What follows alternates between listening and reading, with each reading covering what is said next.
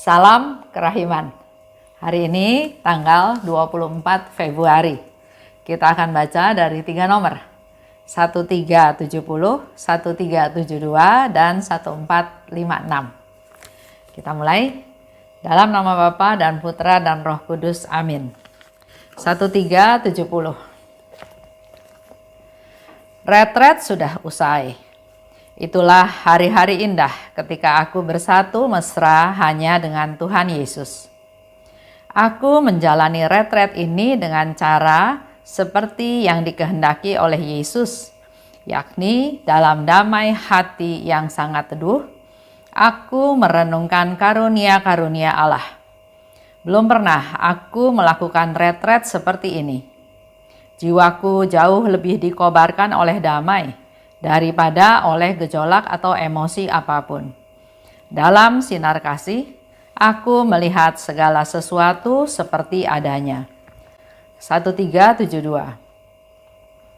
Ya Yesusku, Engkau tahu bahwa sudah sejak usia belia, aku mempunyai keinginan untuk menjadi santa yang besar. Maksudku, aku telah mempunyai keinginan untuk mencintai Engkau dengan cinta yang sedemikian besar, sehingga tidak akan ada jiwa lain yang mencintai Engkau seperti aku. Mula-mula keinginanku ini berupa niat yang kurahasiakan, dan hanya Yesus yang mengetahuinya. Tetapi hari ini aku tidak dapat menyembunyikannya di dalam hatiku. Rasanya aku ingin berteriak kepada seluruh dunia, "Kasihilah Allah, sebab Ia itu baik dan besarlah kerahimannya." 1456. Oh Tuhan yang maha baik, betapa maha rahimlah Engkau. Engkau menghakimi setiap orang menurut situasi hati nuraninya, dan tidak menurut apa kata orang. Rohku bersukacita dan semakin lama semakin banyak menyerap kebijaksanaan-Mu, yang semakin hari semakin aku pahami dengan lebih jelas. Bagiku, luasnya kerahiman-Mu semakin hari menjadi semakin nyata. Oh Yesusku, buah dari semua pengetahuan ini bagi jiwaku adalah aku diubah menjadi suatu nyala kasih kepadamu, Allahku. Suster Faustina katakan, retret usai. Dia melakukan retret secara rutin. Kita evaluasi kehidupan kita ya sebelum masa pandemi. Apakah kita juga suka melakukan retret 1 tahun 1 kali, 1 tahun 2 kali?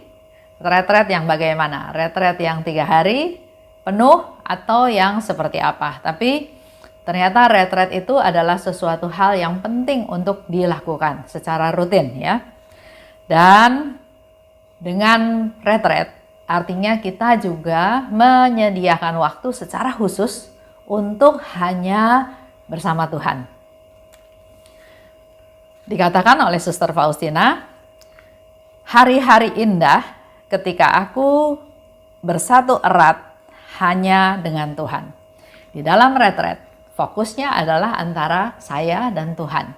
Punya waktu lebih banyak, tidak terganggu oleh kesibukan harian, oleh masalah-masalah harian, bahkan ada pernah retret juga yang kita dilarang untuk membuka HP selama masa retret tersebut.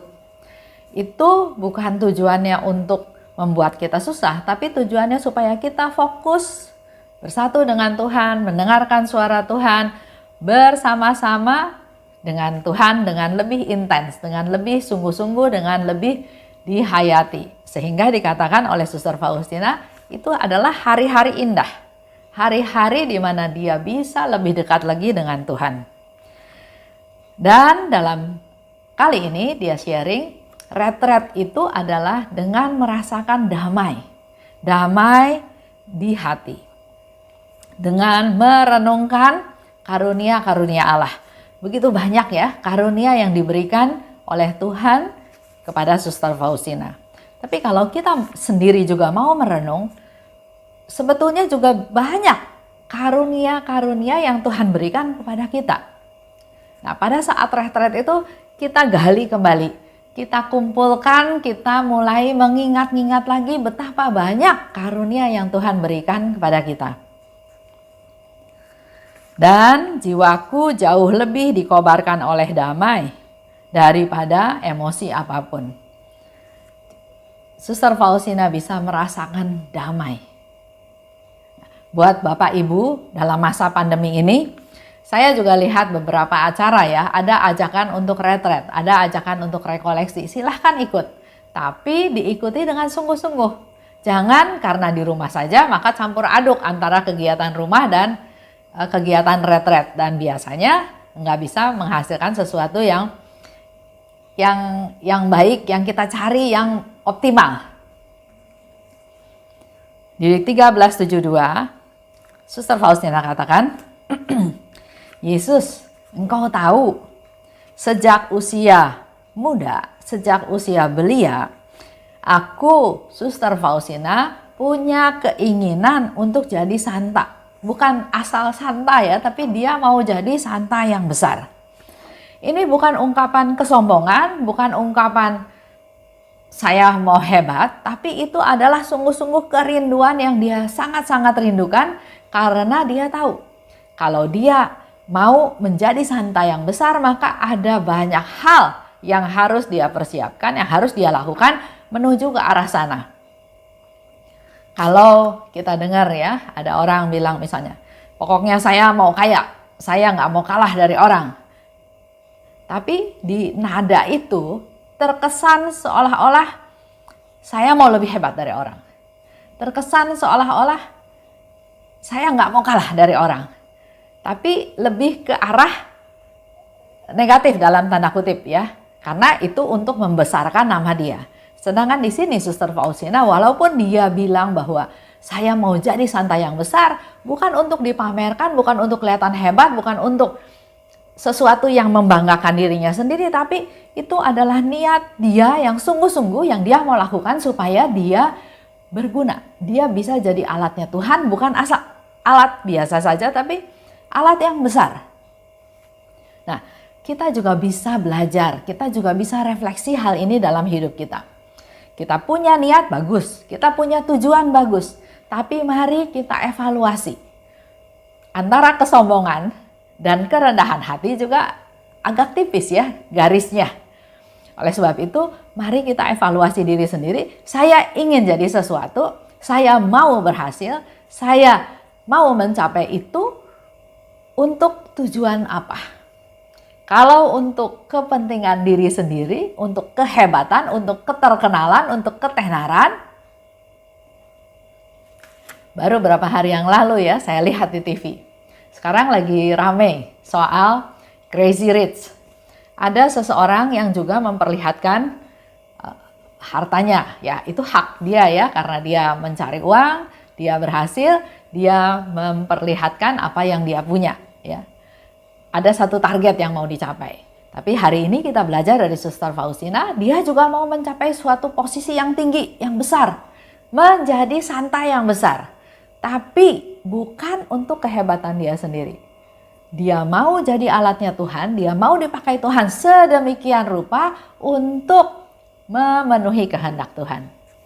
Mempunyai keinginan untuk mencintai engkau dengan cinta yang besar. Jadi di sini diperjelas lagi, Suster Faustina mau jadi santa yang besar, tujuannya bukan supaya terkenal. Tujuannya karena dia mau mencintai Tuhan dengan cinta yang besar. Bahkan dia punya target lagi, cintanya saya tuh harus lebih besar daripada orang lain. Kembali lagi, bukan kesombongan. Karena kita tahu dari buku diary Suster Faustina bahwa dia orang-orang yang sangat rendah hati. Orang yang melakukan penyangkalan diri. Jadi kata-kata ini bukan juga menjadi satu kesombongan, mau lebih hebat dari orang lain, tapi dia punya niat yang besar untuk berusaha sedemikian rupa dengan segenap kekuatan, dengan segenap akal budi untuk bisa menjadi santa yang besar, untuk menunjukkan kasihnya yang besar.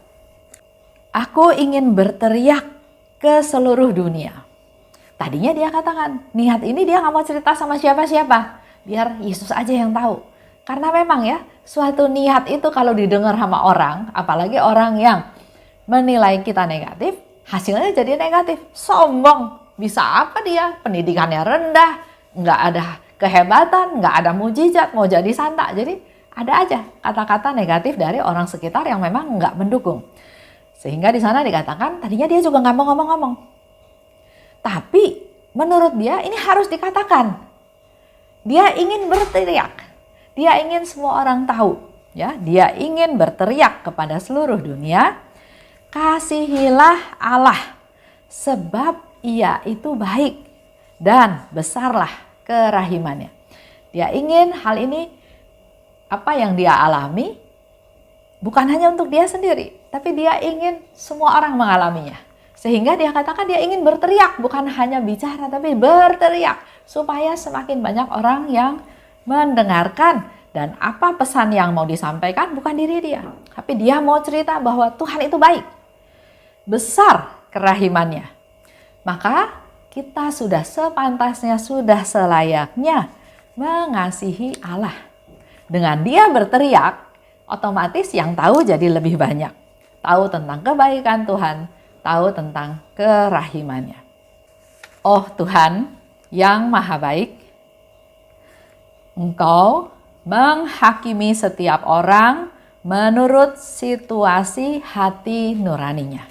Ini menjadi informasi untuk kita semua. Tuhan menghakimi kita setiap orang tergantung dari situasi hati nuraninya. Bukan dengan banyaknya memberikan pelayanan atau banyaknya memberikan berkat berbagi. Karena motivasi orang kan berbeda-beda. Saya berbagi karena diminta untuk berbagi. Saya memberi karena saya punya lebih. Saya aktif dalam pelayanan karena saya punya banyak talenta. Bagaimana hatinya? Apakah menjadi sombong? Apakah menjadi bangga karena semakin terkenal? Nah, di sini Suster Faustina mau kasih tahu bahwa Tuhan menghakimi kita, setiap orang menurut situasi hatinya. Bagaimana hatinya pada waktu melakukan hal tersebut? Pada waktu berkata, pada waktu berpikir. Tuhan lihat hati. Dan bukan menurut kata orang. Kita dalam hidup sehari-hari, kita kan sering bilang, orang itu jahat. Kenapa jahat? Karena dia melakukan ini. Ya. Orang itu mencuri. Kenapa mencuri? Ya, karena barang saya hilang dan saya lihat barang saya ada di dia. Jadi, sering kita menghakimi orang, tapi dari kata orang. Nah, mari kita rubah cara berpikir kita seperti yang Tuhan katakan. Jangan dari apa kata orang, tapi Tuhan melihat situasi hati nuraninya. Bagaimana hati nurani saya pada waktu saya melakukan hal tersebut. Bagiku, luasnya kerahiman Tuhan semakin hari menjadi semakin nyata. Itu betul ya. Kalau kita enggak hayati kerahiman Tuhan, kita cuma katakan Tuhan Maha Rahim, Tuhan Pengampun, Tuhan Maha Baik, Tuhan Pemurah. Enggak ada pengalaman apapun. Tapi kerahiman Tuhan itu semakin hari menjadi semakin nyata pada saat kita masuk ke kehidupan kita sehari-hari. Kita mengalami masalah, ada orang yang jahatin kita, reaksinya adalah saya mengampuni dia atau saya menghukum dia. Kalau saya melakukan, saya mengampuni dia karena kerahiman Tuhan yang ada dalam diri saya, maka makin lama makin nyata, oh Tuhan mau saya memakai kerahiman yang Tuhan berikan pada saya untuk saya juga berikan kepada orang lain. Supaya orang itu walaupun dia bersalah, walaupun dia berpikir dia akan dihukum, tapi yang dia terima bukan hukuman, tapi pengertian. Nah, di situ kerahiman Tuhan semakin nyata dalam kehidupan kita sehari-hari.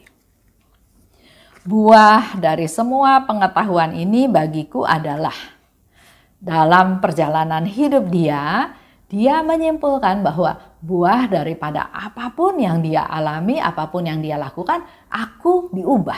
Itu buahnya, ya. Aku diubah menjadi suatu nyala kasih kepada Tuhan. Kasihnya kepada Tuhan itu makin lama makin besar, makin bernyala dengan situasi semua yang dia hadapi. Kasih yang bernyala-nyala kepada Tuhan. Ini pun dapat kita mulai praktekkan, mulai kita lakukan dalam masa pandemi ini. Makin banyak waktu kita bisa bersama Tuhan. Kita minta Tuhan memberikan kasih-Nya, dan biarlah melalui setiap keadaan situasi yang ada, kasih itu semakin hari semakin membesar. Itu aja untuk hari ini. Kita tutup ya dengan doa. Dalam nama Bapa dan Putra dan Roh Kudus. Amin. Oh luka kerahiman, oh hati Yesus, sembunyikanlah aku di dalam lubuk hatimu. Laksana satu tetes darahmu sendiri. Dan jangan biarkan aku terlepas dari situ selama-lamanya.